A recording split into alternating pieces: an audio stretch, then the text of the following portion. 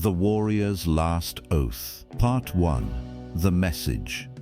There is a particular kind of silence that lives inside a dojo before anyone arrives. It is not the silence of emptiness, it is the silence of preparation, the way a stage holds the memory of every performance that ever happened on it, the way a church holds the shape of every prayer spoken inside its walls. Chuck Norris had come to understand this silence over 12 years of training and teaching. He understood it the way he understood the grain of the wooden floor, the particular slant of morning light through the high east window, the smell of cedar and clean sweat that no amount of cleaning ever fully erased. He was 31 years old, and he had built this place board by board from something that had once been a failing laundromat in Torrance, California. He had hung the mirrors himself. He had painted the walls the color of old paper. Not white, which felt clinical, but the warm ivory of something that had absorbed years and kept them. He had borrowed money he wasn't sure he could repay and made a bet on himself that had, against the reasonable expectations of everyone who knew him, begun to pay off. He was sweeping the floor on a Tuesday morning when his assistant called from the back office. Chuck, letter. Not a phone call, a letter. In an envelope that had been forwarded twice. Once from a post office box in Los Angeles, once from an address in Oklahoma he hadn't used in 4 years. The handwriting on the outside was unsteady. The letters large and widely spaced. The way a person writes when their hand is no longer entirely their own. He opened it standing by the window. There was a single sheet of paper inside, folded twice. He unfolded it and read the 7 words written there. I'm waiting for you, Danny Cho. He stood very still. Outside the window, a garbage truck was making its way down the street. A woman was walking a small dog. A child on a bicycle was threading between parked cars with the absolute concentration of someone who has just recently learned to balance and has not yet begun to take balance for granted. The world was going about its morning exactly as the world always does, with no awareness that something had shifted inside the tall, broad-shouldered man standing at the dojo window in Torrance, California. Danny Cho.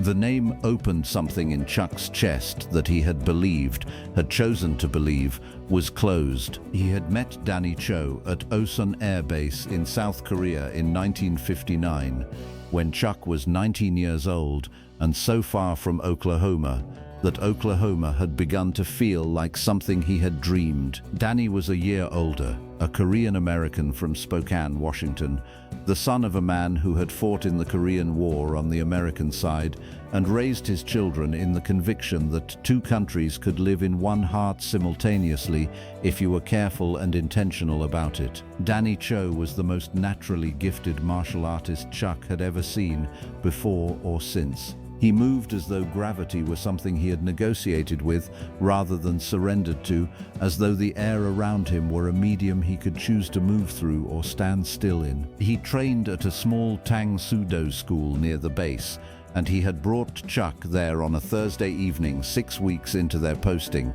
and Chuck had walked through the door and immediately understood, with the bone-deep certainty of recognition, that this was where something important about his life was going to happen. They trained together every evening for 11 months. They sparred, argued about technique, sat on the floor after class, and talked until the instructor told them to go home. They talked about everything, about their fathers, about what they wanted, about the particular loneliness of being young and far from everything familiar. Danny talked about his father's stories from the war. Chuck talked about his brother Wieland, who was 15 and already possessed of the serene certainty that he knew exactly who he was and what he was for. A quality Chuck admired and couldn't quite explain. On the last night before Chuck's tour ended, they had sat on the steps outside the dojo in the dark, and Danny had said something Chuck had carried with him ever since.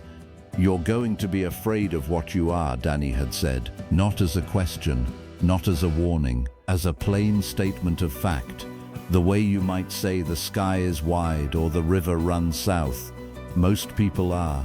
The ones who become something, they're the ones who decide to be afraid and do it anyway. Chuck had not known what to say to that, so he had said nothing. Sometimes silence is the only appropriate answer. They had promised to stay in touch. For 2 years they had letters, occasional phone calls, the back and forth correspondence of two men who shared a formative experience and knew the value of it. Then the letters had thinned and the calls had stopped, and the years had done what years do, which is accumulate into distances that feel permanent even when they aren't. That had been 12 years ago. Now Danny Cho was waiting. Part 2. Spokane. He drove north from Torrance to Spokane in 3 days, sleeping in the truck, stopping at diners that all had the same coffee and the same tired light and the same woman behind the counter who had the look of someone who had been exactly where she was for a very long time and had made a peace with it. He drove through the Central Valley when it was gold with harvest, through Oregon when it was green and sudden and overwhelming after the brown of California, through a mountain pass where snow had already come and the trees stood in it like monks in white habits. He thought, on that drive, about the word waiting. He is waiting for you, 7 words, but the word that kept surfacing was the last one, you.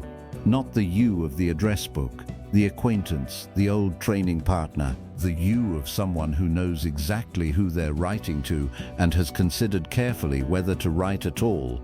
The you of something unfinished. He thought about what he had been doing for the last 3 years and whether doing it counted as living or whether it was a more sophisticated kind of waiting.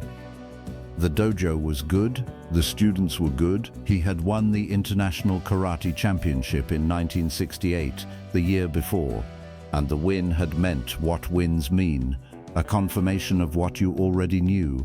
A brief pause of external noise that allowed you to hear your own signal more clearly. But there was a quality to his days that he recognized from his time in the Air Force, from the long, quiet shifts of patrol duty, a quality of marking time, of being in position, of readiness held so consistently that it had begun to feel like the point rather than the preparation. He arrived in Spokane on a Friday evening when the city was going copper in the late light, the streets full of people moving toward their weekends with the particular energized weariness of those who have earned something and are going to take it. He found the address from the envelope, a small house on the east side, the kind of house that had been built in the 1940s and had been maintained carefully but without extravagance, its garden showing the attention of someone who cared about living things but didn't have time to be sentimental about them. He knocked, waited, knocked again. The door opened, and Chuck Norris looked at his old friend and understood immediately that the 11 months in Spokane had only bought him time. Danny Cho was 32 years old, and he was dying. He didn't say it that way. He said it the way people say things they have already made peace with, quietly, without drama, in the same tone you use to tell someone the weather or describe the traffic. He said that he had a condition of the nervous system that had begun 18 months ago with a tremor in his right hand and had progressed to the point where he could no longer teach class, could no longer demonstrate the techniques he had spent 20 years learning to make beautiful, could no longer trust his body to do what he told it to do. He said the doctors had given him a range, 2 years, maybe 3, depending on a number of factors he had stopped spending energy on, because spending energy on things you cannot change is its own kind of surrender. He said all of this over tea at a kitchen table in the house he shared with his father, who was 70 years old and still stood straight as a question mark, and who regarded Chuck with the calm assessment of a man who had survived a war and did not waste appraisals. "I wrote to you," Danny said, "because there is something I need to finish before I can't anymore, and I can't do it alone." "What is it?" Chuck said. Danny looked at his hands, the right one with its faint tremor, the left one steady. And then he looked at Chuck. "You remember the school, Master Jang's school," Chuck remembered. The small building near the base, the smell of pine floors and liniment, the old man in the corner who moved like water in a river, always moving, never struggling, arriving exactly where he intended. "Master Jang is alive," Danny said. "He's in Seoul. He's 81 years old and he has students, but none of them are..." He paused, chose his words carefully. "There is a form, a complete form, 47 movements. Master Jang created it over 40 years. He has never written it down. He has never taught it in its entirety to anyone." He looked at Chuck. "He told me 8 years ago that he would teach it when he found 2 students who were ready together. Not 1, 2. Because the form is designed to be witnessed. Half of what the form does happens in the witnessing of it." The kitchen was quiet. On the wall above the stove was a photograph of Danny's father in uniform, 20 years old, standing in front of something Korean that Chuck couldn't identify. Next to it was a photograph of Danny and Chuck on the steps of the dojo at Osan, laughing at something, both of them mid-movement, the photograph catching them between poses rather than in them, which was the only honest kind of photograph. "He'll teach it to us," Chuck said. "He'll consider it," Danny said, "if we go." "Danny, I know. Seoul is, I know." Chuck looked at his friend's hands, at the tremor in the right one, barely visible now but present, the way the first hairline crack in a wall is barely visible but tells you everything about what's coming. He thought about 11 months of evenings, about conversations on steps in the dark, about a 19-year-old from Oklahoma who had walked through a door and found something he hadn't known he was looking for. "When do we leave?" he said. Part 3. The Crossing. They flew to Seoul on a Tuesday. Danny with a carry-on bag and a medication schedule written in small, careful print in a notebook. Chuck with the same duffel bag he had carried through the Air Force and not yet replaced, because replacing it had never seemed necessary. They flew through the night over the Pacific, which was black and immense below them, lit only by the navigation lights of the plane, which moved through all that darkness with a confidence that Chuck found at 3 in the morning somewhere over the international dateline, genuinely moving. He had not been back to Korea in 12 years. He had not expected the return to carry weight. But weight was not a matter of expectation. Seoul in 1970 was a city in the process of becoming something, not yet the glass and steel monument it would eventually build itself into, but no longer the damaged city of the war years either. It was a city in motion, scaffolding everywhere, the smell of concrete and food and exhaust, and something under all of that which was older and not going anywhere. The streets were loud with the particular noise of ambition, of a people who had survived catastrophe and decided to build aggressively in its aftermath. Master Jang's school was in the Jongno district, in a building that had survived the war by being small enough to be overlooked. The exterior was unpainted wood, darkened by decades of weather, with a paper sign above the door that Chuck couldn't read. Inside, a single room, wooden floors, white walls, natural light from a high north window. 7 students, all young, all serious, all turning to regard the 2 Americans with the quiet assessment of people who have been taught to observe before they speak. Master Jang was in the corner. He was 81 years old, and he appeared to weigh approximately as much as the season he was named for, which was nothing and everything at once. He had the posture of a man who had been told by his body that fighting gravity was optional and had chosen to opt out. He looked at Danny with the particular tenderness of someone seeing a student for perhaps the last time. He looked at Chuck with something more complex, recognition, but of what Chuck could not immediately identify. "You trained with him," Master Jang said. In English, "I remember hearing about you. The American who wanted to understand why, not just how." "I wasn't sure you'd remember," Chuck said. I remember everyone who asks the right questions, the old man said. Sit down. Part 4. The Form. They stayed in Seoul for 3 weeks. It was not what Chuck had expected. He had expected training, the physical discipline of learning something new, the muscle memory work, the incremental acquisition of technique. What Master Jang offered instead was something for which Chuck did not initially have the right word. He arrived at it eventually: clarification. Each morning they sat in the school for 2 hours before any physical instruction began. Master Jang talked about the form's history, about what each of the 47 movements meant rather than what each of them looked like, about the difference between a technique that is performed and a technique that is inhabited. He talked about his own teacher who had died in the war. He talked about the 30 years it had taken him to understand a single movement well enough to teach it.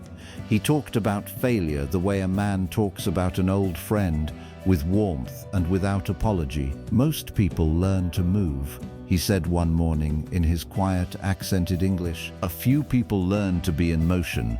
Those are different things. What's the different things? What's the difference? Danny asked. His right hand was on his knee. The tremor was there. When you learn to move, the movement begins when you decide and ends when you finish. When you learn to be in motion, there is no beginning and no ending. You are always already in the middle of something. The technique doesn't start, it continues. Chuck turned this over in his mind for days afterward. The way you turn a stone over to see what's underneath. He thought about the dojo in Torrance, about the silence that lived in it before anyone arrived. He had called it the silence of preparation, but Master Jang's words suggested a different name for it. The silence of continuation, of something that never actually stopped. The afternoons were physical. Master Jang taught them side by side, correcting with touches so light they were barely perceptible, adjusting an angle by a degree, redirecting an energy by a fraction.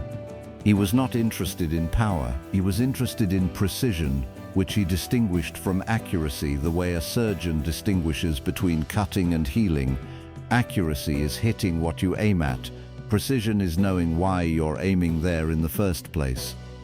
Danny struggled. The tremor made certain movements unreliable.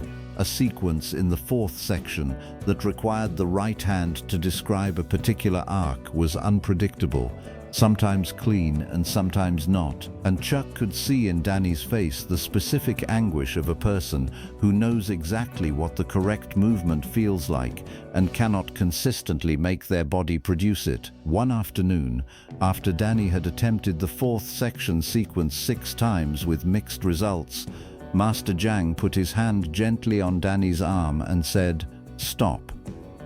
Danny stopped. "What is the movement for?" the old man said.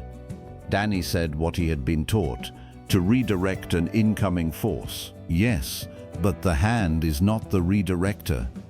Master Jang touched Danny's sternum, lightly, one finger. "The intention is the redirector. The hand only makes it visible." He looked at Danny with great calm. "Your hand is unreliable now. Your intention is not. The form still exists inside you, it just doesn't look the same when it comes out." Danny was quiet for a long moment. "That's not good enough, not for the form." "No," Master Jang agreed, "but it is good enough for something else. And sometimes the thing that is good enough for something else is more important than the thing you originally wanted." Part 5.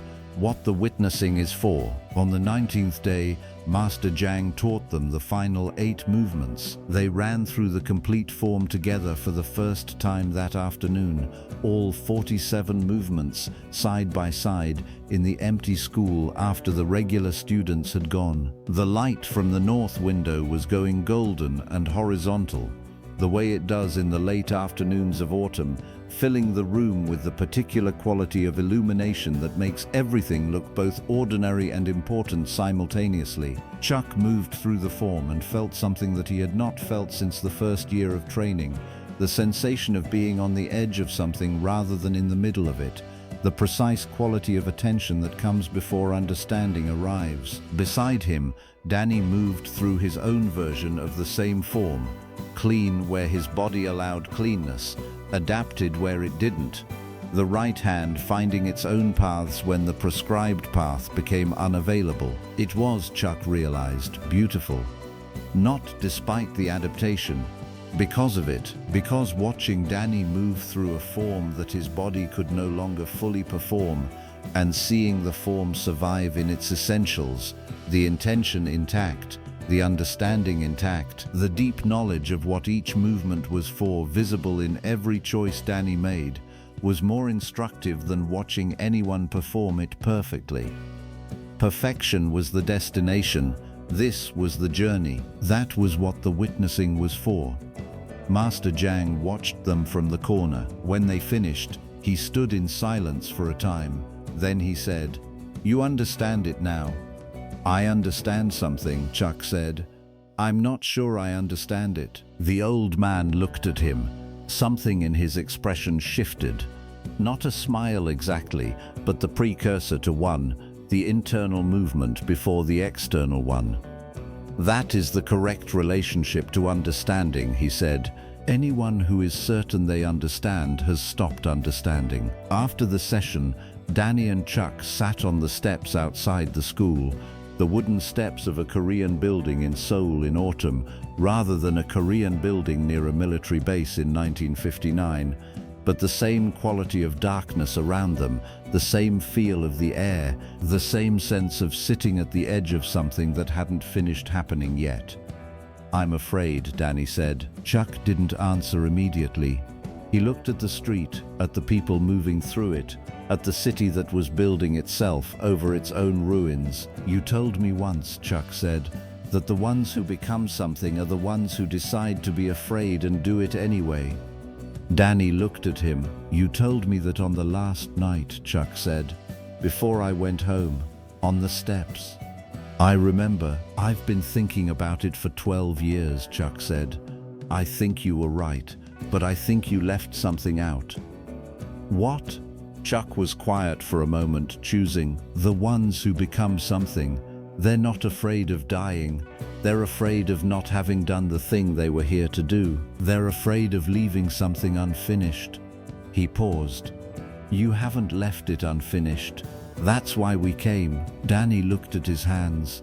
The tremor was there in the right one, faint in the amber light of the street lamp. He looked at it for a long time, with the particular attention of someone taking an inventory of something they love. "I wanted to be the one who taught it," he said. "I wanted to be the teacher." "You are the teacher," Chuck said. "You just didn't know who the student was going to be." Part 6. The Return and the Gift. They flew home on a Thursday, west across the same Pacific that had been black and infinite going over, and was now grey and morning lit on the return, the sun chasing them from behind. Chuck slept on the plane. He dreamed about nothing he could remember, which was the best kind of dream, the kind that leaves only a residue of rest rather than a story to carry. At LAX, in the arrivals hall, Danny's father was waiting with the straight-backed, undramatic presence of a man who has stood in waiting rooms and airports and similar places of suspension enough times that waiting has become a skill rather than an ordeal. He embraced his son quietly. He shook Chuck's hand and held it for a moment and said, "Thank you for going with him." "I went for myself too," Chuck said. The old man looked at him with the eyes of someone who has seen enough of the world to know the difference between humility and honesty. "Those things are not mutually exclusive," he said.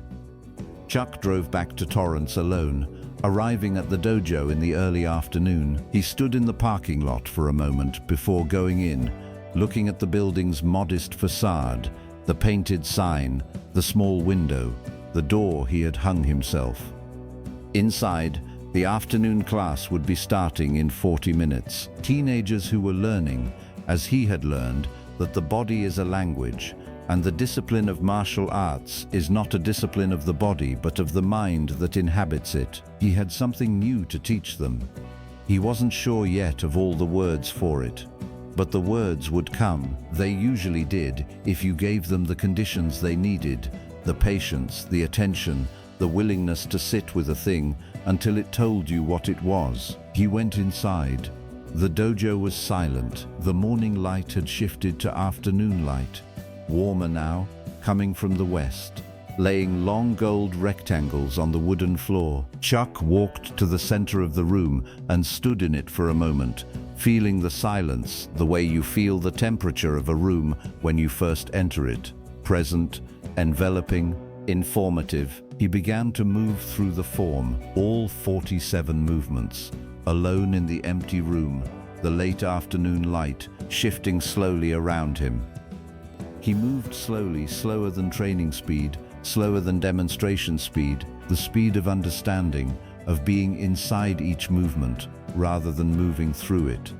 The form was not his yet. It would take years to be his, but it was in him, in the way that everything you have genuinely encountered lives inside you, not as possession but as presence, as a permanent alteration of who you are. He finished, stood still. The dojo held the form the way it held everything, silently, without judgment, with the patient attention of a space that has been given a purpose and takes that purpose seriously. Outside, he heard the first of his students arriving, the sound of a car door, footsteps on the path, the particular sound of a young person, the weight of them, the energy, the unconscious loudness of someone who hasn't yet learned to be quiet on purpose. Chuck breathed. He was ready. Holy Sanedov. EPILO dog.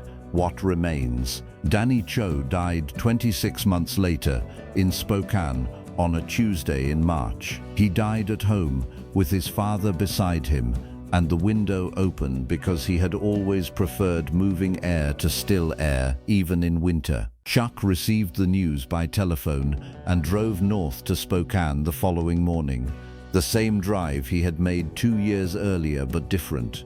The landscape the same, himself not. He spoke at Danny's memorial service to a room full of people he mostly didn't know, and what he said was not about Danny's illness or his death, or the 26 months they had both known were there. What he said was about a Thursday evening in 1959, and a door, and a man who moved as though he had negotiated with gravity, and 11 months of evenings that had made him into something he would not have become otherwise. He said, "Danny told me once that the ones who become something are the ones who decide to be afraid and do it anyway." I've carried that for 13 years, but I want to add something to it now, something I didn't understand until he showed me. The ones who become something, they do it together. No one becomes anything alone. The witness is part of the form. He drove home in the dark, south through Oregon and California, the road familiar under him. The mountains dark shapes against a darker sky. He thought about Master Jang, who was 81 years old in Seoul and still teaching. He thought about a form of 47 movements that now lived in 2 bodies where once it had lived in one, and would live on even when both of those bodies were gone, because that is what it means to teach something, not to transfer it but to plant it, and planting always outlasts the planter. He thought about his brother Wyland, who was 26 years old and stationed in Vietnam, and who still had, as far as Chuck knew, that quality of serene certainty about who he was and what he was for. Chuck had not had that certainty at 26. He was beginning to find it now, at 31, and he understood that the journey to it had been the point, that arriving was not the achievement but the beginning of the next departure.